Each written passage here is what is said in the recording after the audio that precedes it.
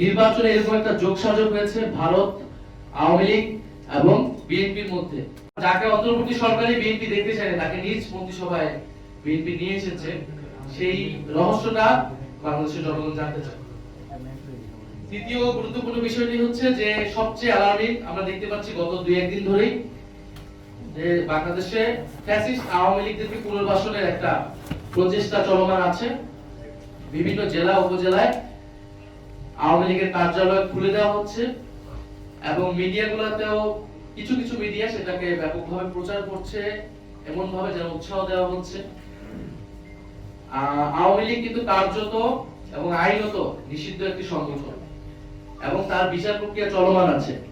ফলে এই বিচার প্রক্রিয়া চলমান অবস্থায় আওয়ামী লীগের কার্যক্রম সম্পূর্ণরূপে নিষিদ্ধ, মিডিয়া সেটা প্রচার করতে পারে না, প্রশাসন পুরোভাবেই সেটাকে প্রশ্রয় দিতে পারে না। এই যে আওয়ামী লীগের কার্যালয়গুলো খোলা হচ্ছে এবং আওয়ামী লীগকে প্রশ্রয় দেওয়া হচ্ছে, আমরা মনে করি না এটা অটোমেটিক ভাবে হচ্ছে। এটা অবশ্যই এই নতুন সরকারের প্রশাসনের এবং সরকারি দলের প্রশ্রয়ে এটা হচ্ছে। তাদের কাছ থেকে গ্রিন সিগন্যাল ছাড়া আওয়ামী লীগ এটা করার সুযোগ বা সাহস পেত না। গত 1.5 বছর কিন্তু প্রশাসন অনেক জায়গায় ব্যর্থ হলেও জনগণ কিন্তু প্রতিরোধ করেছে।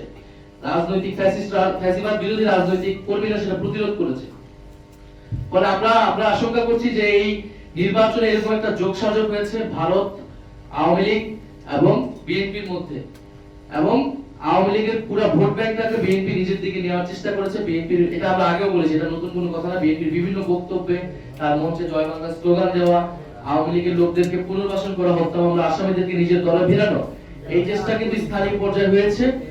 কিন্তু এইটা যদি এখন আওয়ামী লীগ সেটার বিনিময়ে, এই ভোট ব্যাংকের বিনিময়ে যদি আওয়ামী লীগের রাজনীতিকে পুনর্বাসনের চেষ্টা করা হয়, তাদের কার্যক্রমকে সুযোগ করে দেওয়া হয়, তাহলে তা কঠোরভাবে প্রতিহত করা হবে।